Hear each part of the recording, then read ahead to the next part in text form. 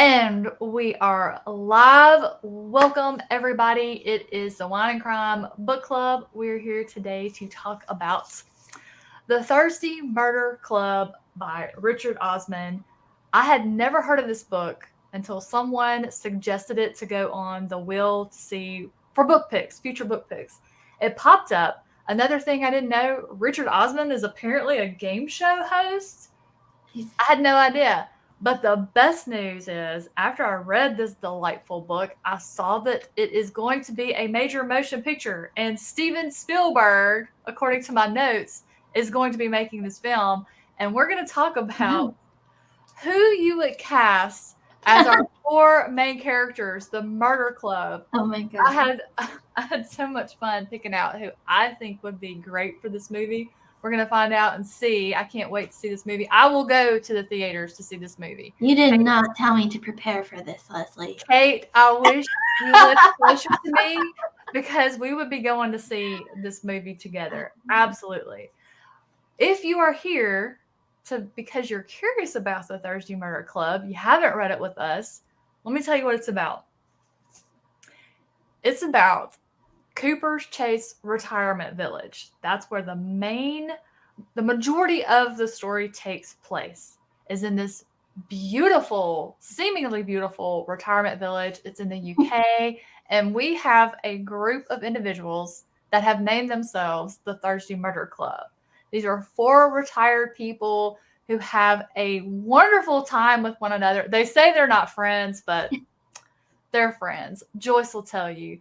But they meet together once a week to go over different files that they're not supposed to have. But they go over these files line by line. They talk about them to try and solve these cold, unsolved cases. And they solve them to their, what's the word? They come up with who they think it was.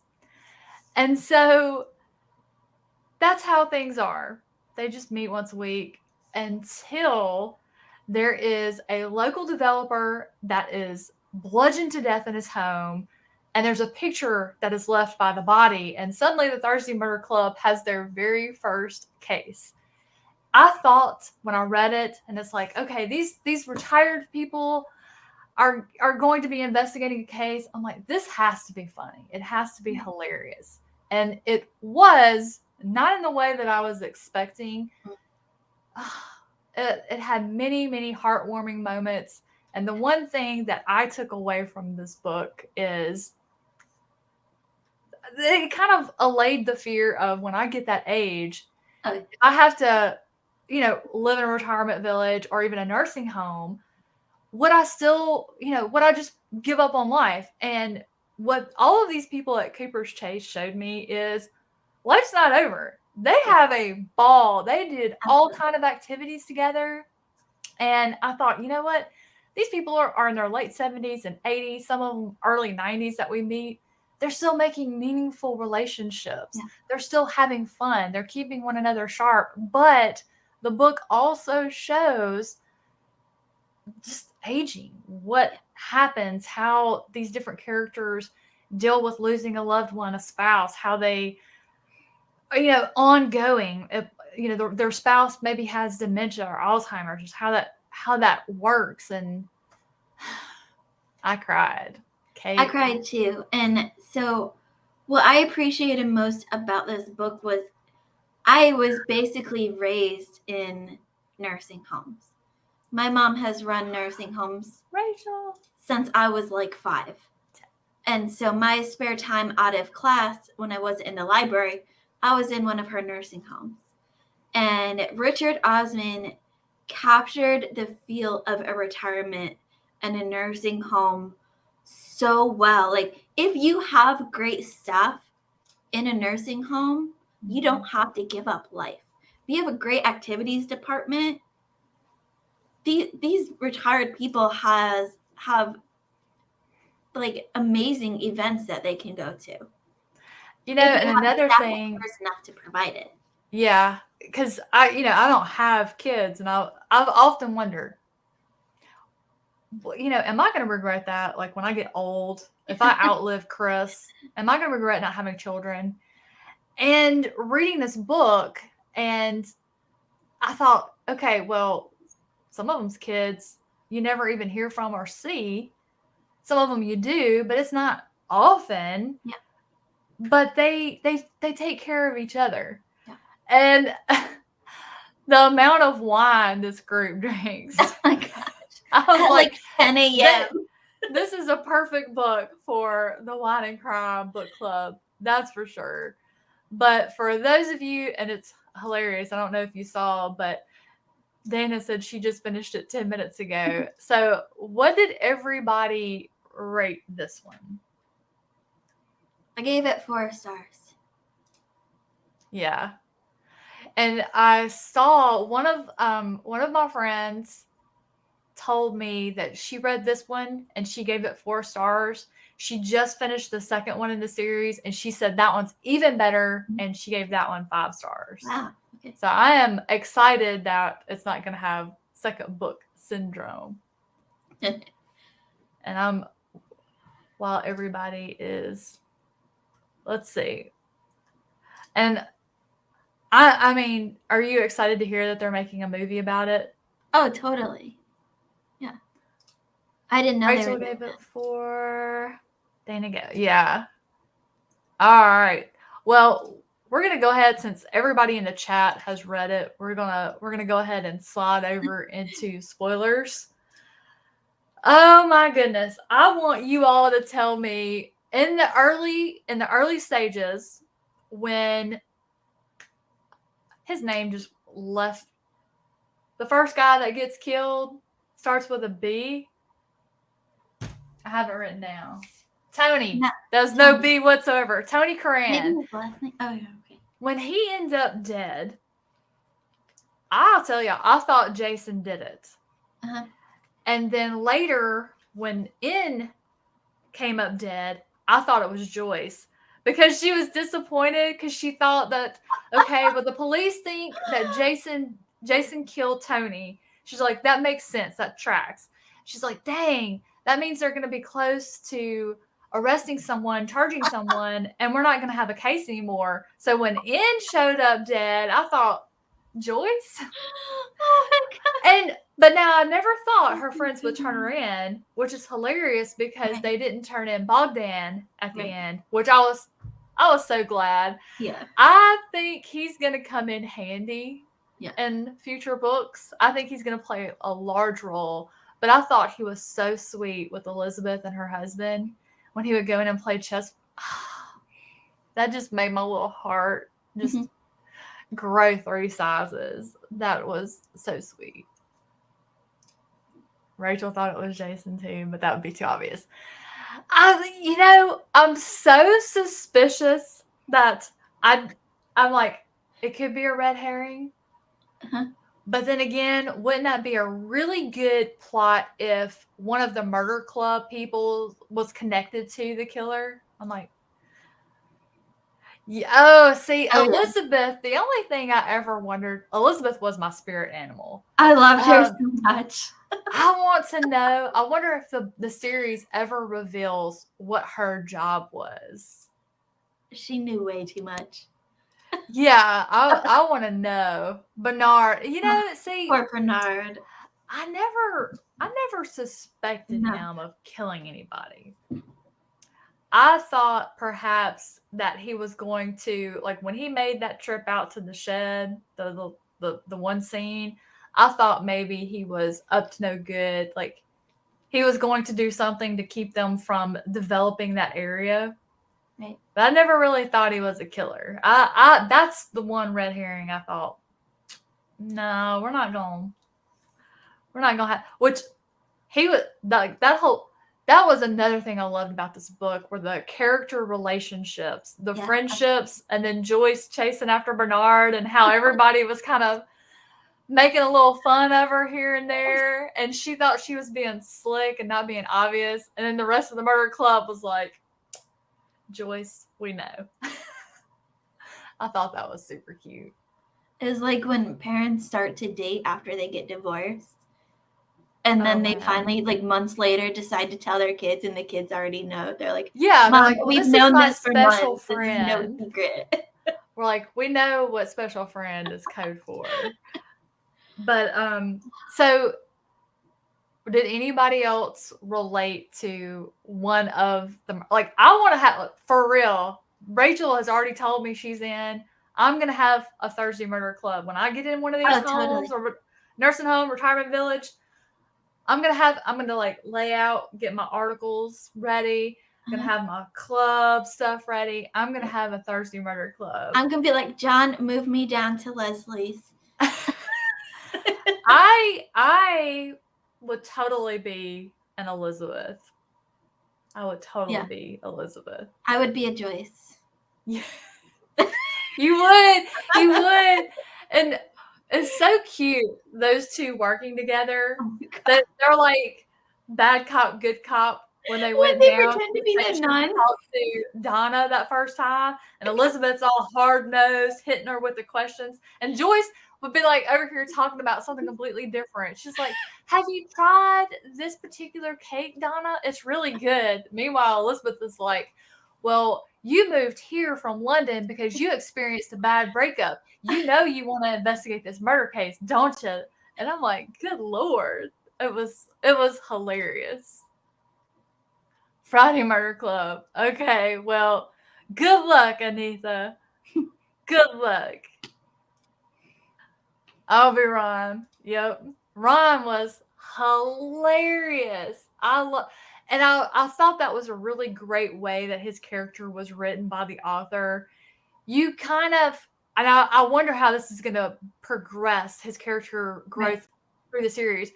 You kind of can see Ron is beginning to experience, his memory isn't what it is, but he still feels alive when he just has something to oppose. Yeah.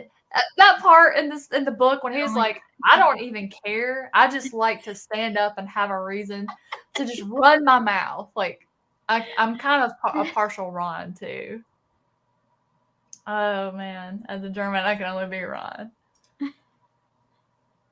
Yep. And Nina, I don't know if you heard this earlier. We were talking about it, but they're making this a movie. Steven Spielberg is making this a movie, which I'm going to go ahead and tell y'all who I have picked for our 4 main characters. If Betty White were still alive, she would be Joyce. Oh, yeah. Absolutely be Joyce. But since she's not, I would replace her. I know she's not she doesn't fit the size of Joyce in the book. Jamie Lee Curtis. I think she'd be a hilarious Joyce. And Helen Mirren, of course, Mirren. Absolutely. She's going to be Elizabeth. Yeah. And then for Ron, because he likes to blow a lot of smoke, but he's also kind of funny. I think Dustin Hoffman would be a great one because, just from when he was Rain Man, I think he could play a great Ron. And then Ibrahim was hard for me to place a person who I think would be a good Ibrahim. And because I'm thinking dapper, very intelligent, and the best I could come up with would be like Michael Caine. Interesting. My brain went like even older. Like I was thinking, now I can't think of his name. What was he in? Star Trek. Oh, X-Men. You know who I'm yeah. Oh, guy. What is his name? Not Ian McKellen, but the other guy that I always mix their names up. I can see him, and he would be a great Ibrahim. Yeah, that's who I was thinking of for Ibrahim. Excellent. What is his name? I don't remember his name. Gosh. I think everybody knows who we're talking about. Right. Patrick Stewart, yes. Yes, thank you so much. My brain knows their faces, but always mix their names up every time. Yeah. I was also thinking of like if she wasn't dead, sadly, Angela Lansbury. Oh, yeah. Like I got flashbacks to Murder, She Wrote. Absolutely. Because I mean, that would be she would make a great Elizabeth. A great Elizabeth. Mm-hmm. If that's exactly if Kira Sedgwick was old enough, she would be a great Elizabeth, because I loved her on The Closer. Yeah. I could just see her pulling off someone Elizabeth. like Meryl Streep. Mm-hmm. Yep. I'm looking forward to learning more about the characters, especially Elizabeth. I want to know what her job was. Though we did find out the files came from her best friend that was in the coma, which I did not see that one coming. Not for a mile away did I guess who killed Ian. That was a shock. And she knew what was going to happen, Elizabeth, when she revealed that she knew what happened. But apparently we knew that her best friend had been a former police officer in law enforcement, and she kept files. So that's how they got a hold of all the files. Oh, Lily Tomlin. Yeah. She would be a great cute. Yeah, super cute. Yes. This was the most delightful book. Yeah. If I wasn't chuckling at the antics of the characters, like these little old people manipulating people, and like the inspectors, like they knew, Donna and Chris knew that they were being steamrolled over and manipulated, but they also really enjoyed the company of the murder club. Yeah. The relationships were a delight. If I wasn't laughing at them, then it was heartwarming, and the humor and just the truth about the reality of getting older. I mean, that's something, like, I'm seeing changes in myself. I'm about to hit 46. So, I'm edging closer to that side of life where I start thinking about it more. And I'm like, I like being, that's another thing. Like, I like being social, but I like to control how social I am. And, the author was saying in Cooper's Chase, the way it was set up is, if you did not want company, you didn't want people popping by, you just shut your door. Yep. If you were in the mood to visit, you just opened your door up. And I liked the buddy system where they would call and just let it ring a certain number of times to just check and be like, hey, I'm up, I'm okay. And I thought that was super cute. I almost cannot wait to have this experience for myself. I mean, I can, but I can't, so any type of book. It makes you excited for getting older. Yeah, any type of book that can give you just that kind of feel-good feeling and just make your heart smile, that's just while solving a murder at the same time. Yeah. And I will tell y'all, if you liked this book, you should definitely try The Stranger Times, which is a paranormal thriller written by comedian C.K. McDonald. And he has a crime thriller series called the Dublin Trilogy. He can't count. It's actually now 7 books. That's under his other pen name, which is Queeve McDonald. They are hilarious. Absolutely hilarious, and great characters and relationships and stuff too. But I just, the characters and the development of the characters and the relationships, that's entertaining enough on its own. But I wasn't expecting, and I want to say this was Richard Osman's debut novel, I wasn't expecting to have such great character moments, relationships, development. Just absolutely seeing in print and experiencing, like, he had to have talked to some older folks who've experienced this type of living in this type of community, and to have all of that done so well on top of a great multiple murder mystery. And it was just, it wasn't all given to you at once. It was slowly, I thought the pacing was good, is what I'm trying to say. I'll take the long way around. I did not expect the ending with that couple. I forget their names. It was John and what is her name? I keep wanting to say it starts with an L, but you know how I said Tony's name started with a B? Right. I can't remember. I don't know if I wrote her name down. That hit me the hardest. That scene with them. I pictured someone like Michael Caine as John. Penny. Thank you. That was also heartbreaking, is how close Elizabeth and Penny were. Right. And to have to watch your best friend sink into a coma. And on top of that, deal with her husband dealing with just, I want to, it kind of sounds like he was experiencing dementia. Mm-hmm. So, yeah. Man. But I thought it was really funny when she got herself in a little bit of a trouble giving out fake names. Bogdan was like, yeah, I know your name's not whatever. Yeah. Marina, I think she read his mother's name that was tattooed on his arm. Oh my gosh, she was. She thought she was so clever too. Yeah, I mean, she very much was a clever woman. Yeah. Another suspect that I had was, we had the man that lived at the top of the mountain that it's not that he didn't want to sell. He just didn't want to sell to N because he didn't like N. And he immediately sold to Joyce's daughter. But his daughter, Karen, I suspected her for a bit.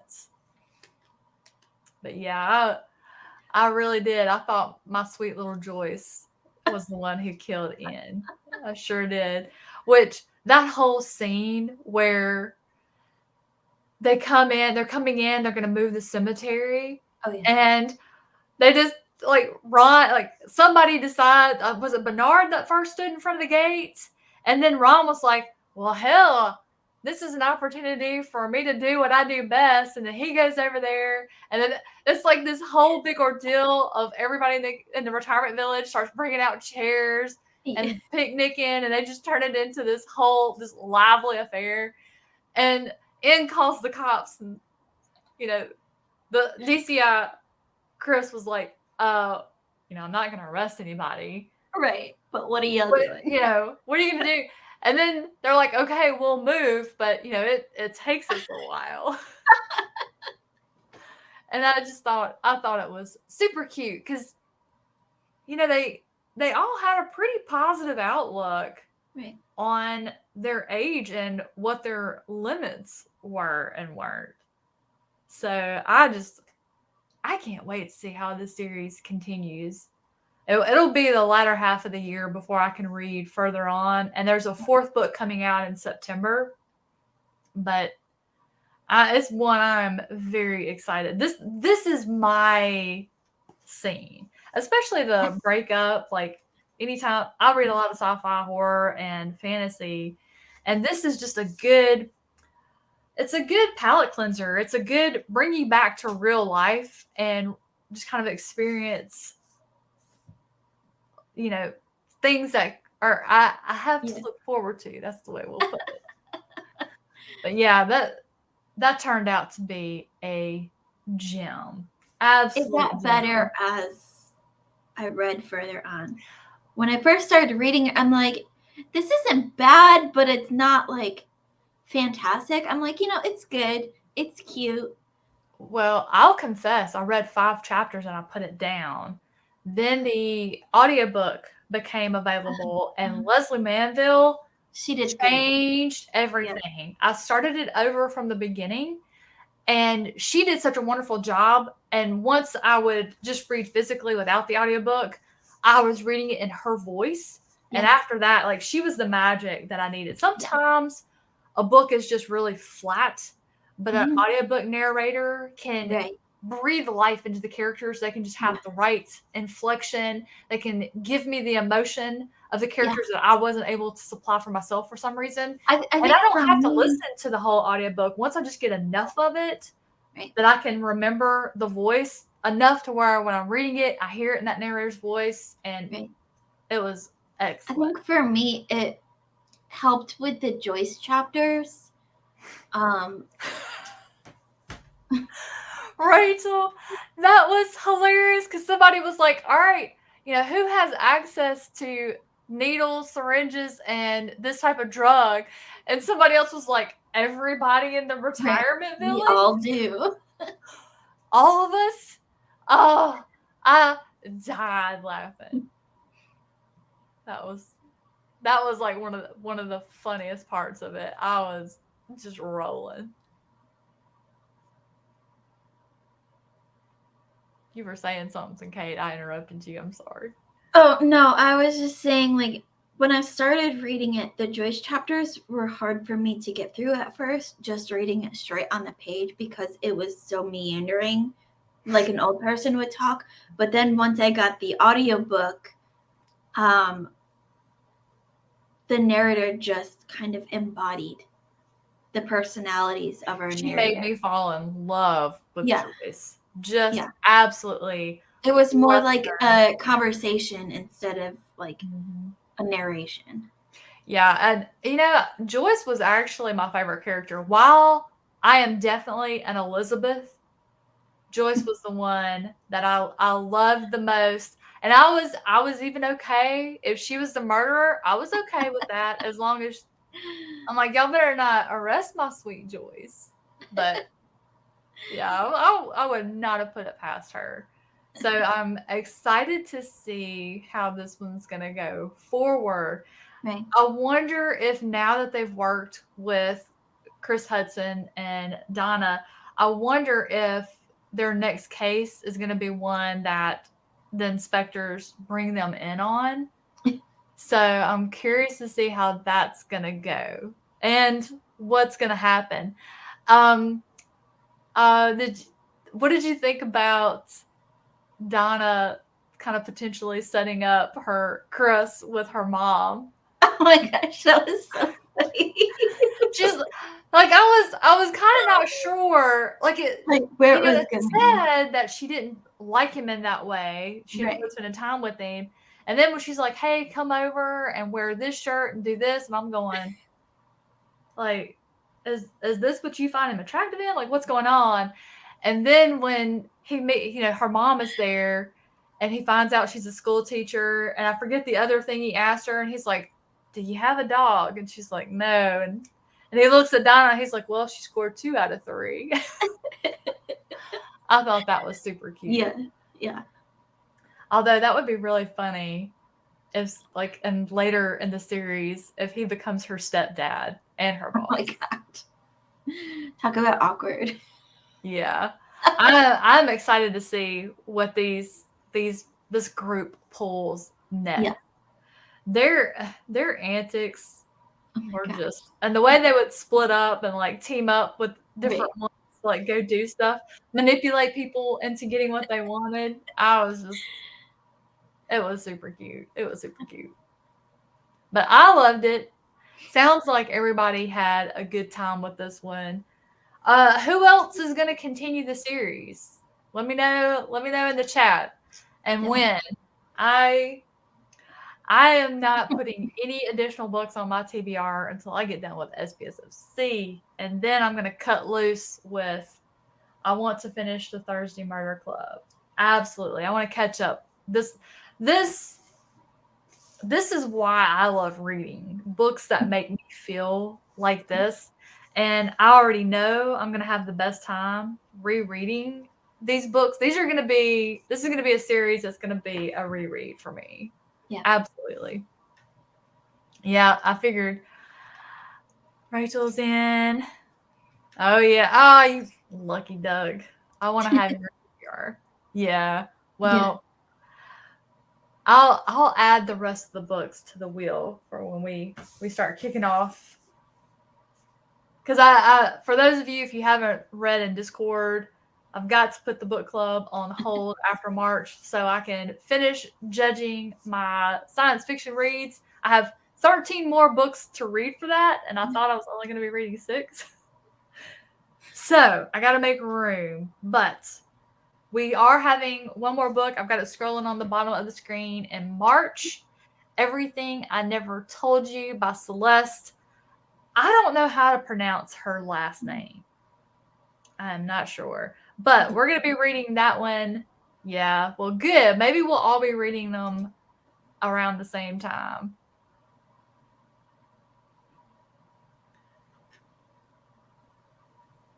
And then I remember the part about I didn't think it was a magazine. I thought it was when they asked her to start writing an article for was it On the Run for Cooper's Chase Retirement Village? Yeah, something like that. It was like their little newsletter. Yeah.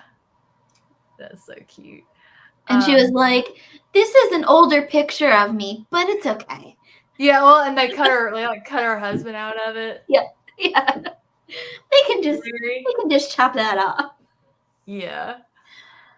But we will be kicking off the start of March with Everything I Never Told You. I've not read anything by Celeste yet. Me either. If y'all have, you'll have to let me know what you think about her. There's a lot of books by her that I've seen reviewed and they were favorable. So if I end up liking this one, I'm going to add more of her stuff to my TBR. But this will be my first read. Is this going to be your first time reading for her too? Yeah.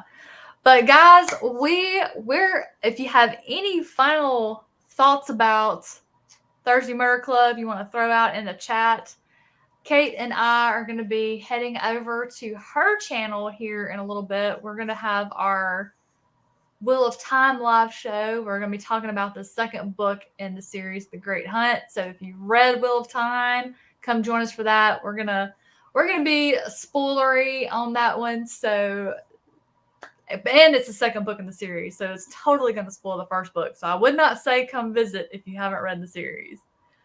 But if nobody has any other thoughts they want to throw in about the Thursday Murder Club, we're going to call this one for today and get excited about. I think I have the channel ready to go for March 1st next week for our next read. So y'all definitely come join us for that. But it looks like I don't see any new comments popping up, Kate.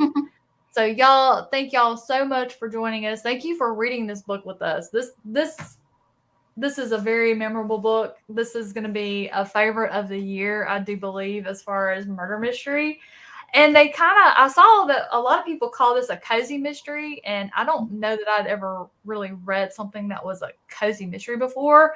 But if this is what that is, That's Stephanie. I like it.